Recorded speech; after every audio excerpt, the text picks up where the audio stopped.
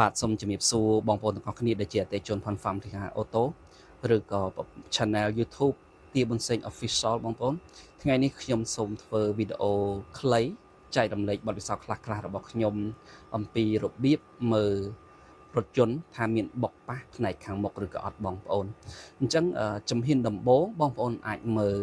ដំបូលខាងលើនេះបងប្អូនអញ្ចឹងដំបូលមុខខាងលើនេះអញ្ចឹងបើសិនជាមានបុកប៉ះពេលខ្លះបងប្អូនយើងមិនបុកជាមួយនឹងរថយន្តឬក៏ម៉ូតូទេពេលខ្លះជិះទៅមានសត្វគោសត្វអីមកបុកអញ្ចឹងអាចប៉ះអញ្ចឹងបុកប៉ះអញ្ចឹងវាអាចបែកកាងនេះបងប្អូនអញ្ចឹងបែកកាងឬក៏អាចដល់ដំបូលគ្រប់ម៉ាស៊ីនខាងលើបងប្អូនអញ្ចឹងប្រភេទដំបូលគ្រប់ម៉ាស៊ីននេះបងប្អូនបើសិនជាមើលថាមានប៉ះពីឬក៏អត់ជំនាញដំបូងបងប្អូនអាចមើលនៅកន្លែងនេះអញ្ចឹងដំបូលគ្រប់ម៉ាស៊ីនមានកៅមកជុំបងប្អូនអញ្ចឹងកៅនេះបងប្អូនអាចមើលពីខាងនេះមកបានមើលឃ្លីពីខាងនេះមកអូសដៃមកស្អាតឬក៏អត់បងប្អូនមើលមកជុំអញ្ចឹងដូចពីមុនខ្ញុំធ្លាប់ធ្វើវីដេអូជូនបងប្អូនថាកៅនេះបើសិនជាជាង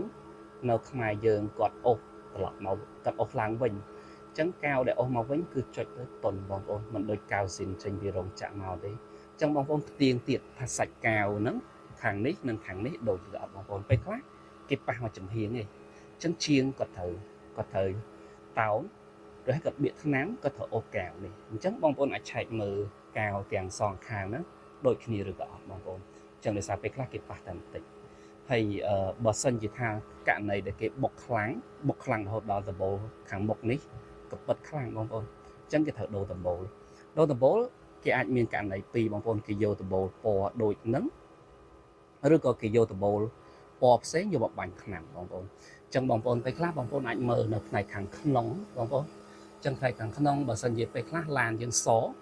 ប៉ុន្តែស្រាប់តែគាត់យកដបូលពណ៌ក្រហមពណ៌ខៀវ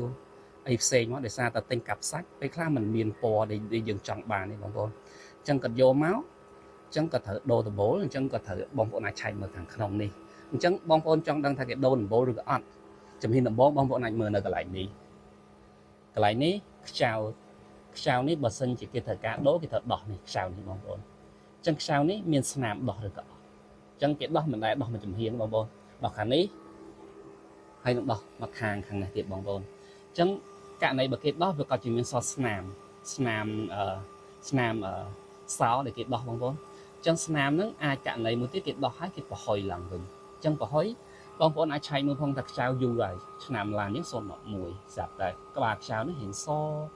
ពណ៌រៀងខុសប្លែកពីសាច់ឆ្នាំនេះអញ្ចឹងវាអាចបញ្ជាក់ថាអូខេឡាននេះអាចមានបញ្ហាគេដោះដបូលក្រុមម៉ាស៊ីនខាងមុខដោះដបូលដោយសារបាញ់ថ្នាំឬអីយ៉ាងម៉េចចឹងបងប្អូនអញ្ចឹងអានេះជំហានដំបូងទី1ដែលបងប្អូនអាចមើលថាអូខេឡានហ្នឹងមានប៉ះដល់ផ្នែកដបូលខាងលើអត់អញ្ចឹងគេដោះដូរត្រូវការបាញ់ថ្នាំទៀតបងប្អូនអញ្ចឹងបើសិនជាប៉ះពីខាងមុខទៅកាងកៅជាទូទៅ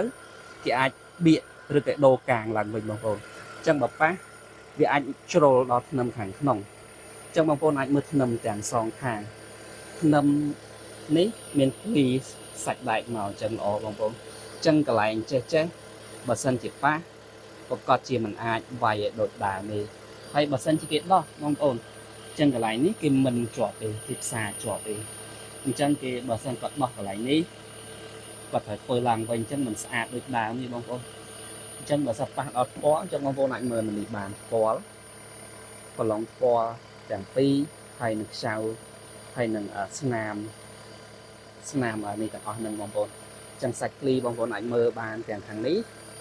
ហើយលើបើសិនជាបុកខ្លាំងបងប្អូនអញ្ចឹងបងប្អូនអាចមើលដល់កធ្នឹមកបូមខាងក្នុងអញ្ចឹងមានជ្រុកមានបុកមានដល់ញុលដល់ខាងក្នុងឬក៏អត់បងប្អូនអញ្ចឹងដូចគ្នាបងប្អូនអញ្ចឹងបងប្អូនពេលខ្លះទៅទិញឡានបងប្អូនអាចសុំគេបើកអានេះបានបើកមើលដើម្បីថាមើលធ្នឹមខាងមុខមានប៉ះឬក៏អត់អញ្ចឹងបងប្អូនអាចទាញមើលទាំងសងខាងងាយបងប្អូនអញ្ចឹងយើងប្រើថ្មេកប្រើចំណេះដឹងខ្លួនយើងទៅមើលអញ្ចឹងបងប្អូនពេលខ្លះទៅទិញឡានអាចមើលដោយវិធីហ្នឹងមិនចាំបាច់ពឹងជាងឬក៏អ្នកណាទៅជួយមើលឲ្យយើងបងប្អូនអញ្ចឹងបងប្អូនអាចមើលនេះហើយមើលនៅផ្នែកដៃខាងក្នុងបងប្អូនអញ្ចឹងដៃខាងក្នុងបងប្អូនអាចមើលបានថាមានកៅហ្នឹងគេអូសថ្មីវិញឬក៏អត់អញ្ចឹងបងប្អូនមើលនៅខាងក្នុងនេះទៀតបងប្អូនអញ្ចឹងបើញុលពីមុខមកប្រកាសជាប៉ះជាត្រូវយកបាក់កៅទាំងអស់នេះ ចឹងវាត្រូវធ្វើឡើងវិញចឹងបងប្អូនអាចពិនិត្យមើលសាច់ដែកតាមនេះ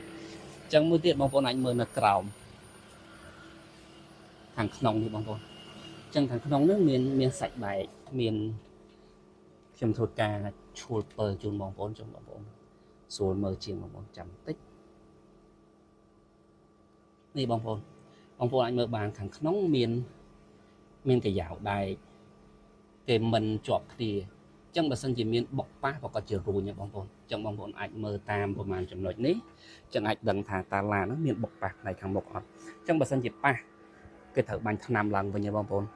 ចឹងថ្នាំខាងមុខបងប្អូនអាចឆែកមើលថាថ្នាំកាងនិងថ្នាំថ្ពាល់នេះដូចគ្នាឬអត់បងប្អូន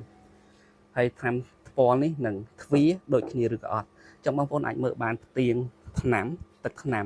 ដោយសារតែពណ៌កាម៉ាយពណ៌សស្រួលបាញ់បងប្អូនប៉ុន្តែបើពណ៌កាម៉ាយជាង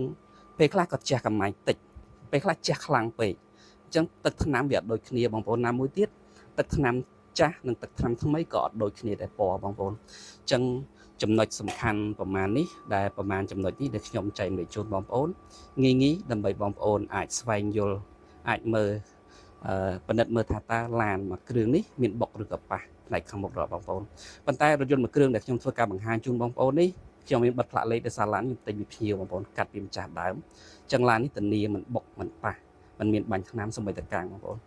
អរគុណច្រើនបងប្អូន